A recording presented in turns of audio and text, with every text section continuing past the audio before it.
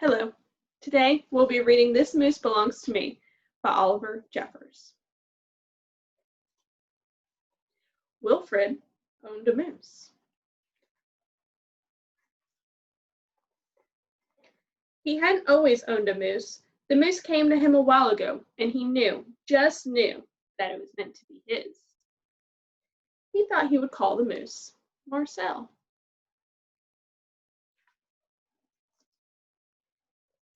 He began following Marcel, explaining the rules of how to be a good pet. Much of the time, it seemed as though the moose wasn't listening, but Wilfred knew he was. Mostly because he followed Rule 4 very well, not making too much noise when Wilfred plays his record collection. Sometimes the moose wasn't a very good pet. He generally ignored Rule 7, going whichever way Wilfred wants to go. The moose had a very good sense of direction, and Wilfred did not.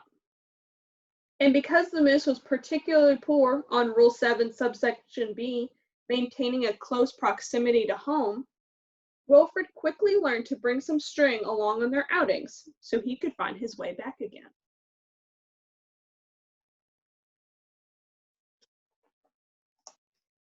Sometimes the moose was an excellent pet. He had no trouble with Rule 11, providing shelter from the rain. Or Rule 16, knocking down things that were out of Wilfred's reach. And Wilfred says, "Good work." One day, as Wilfred discussed their plans for the coming year on a particularly long walk, he made a terrible discovery.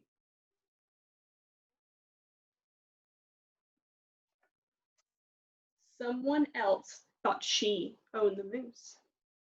She says, "Rodrigo, you're back." Wilfred was dumbstruck. This moose was Marcel, not Rodrigo.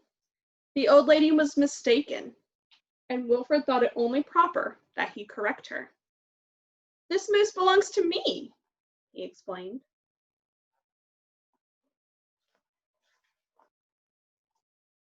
And to prove it, he called Marcel Heel. But the moose did not respond. He seemed more interested in the old lady. And she says, "Good, Rodrigo."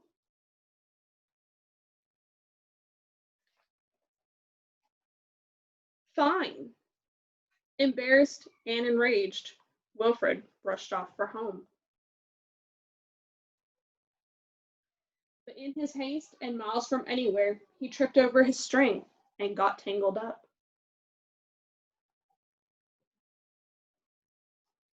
And there he lay. Wilfred was beginning to get a little bit worried. It was getting late, and the monsters would be out soon.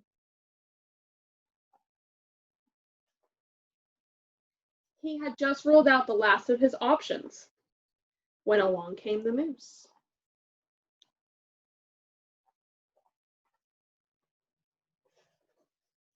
And performed Rule 73 brilliantly, rescuing your owner from perilous situations.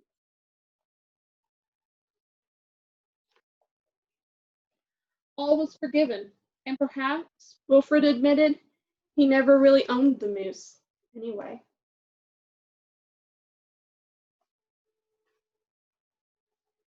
With that in mind, he and the moose reached a compromise. The moose would agree to all of Wilfred's rules.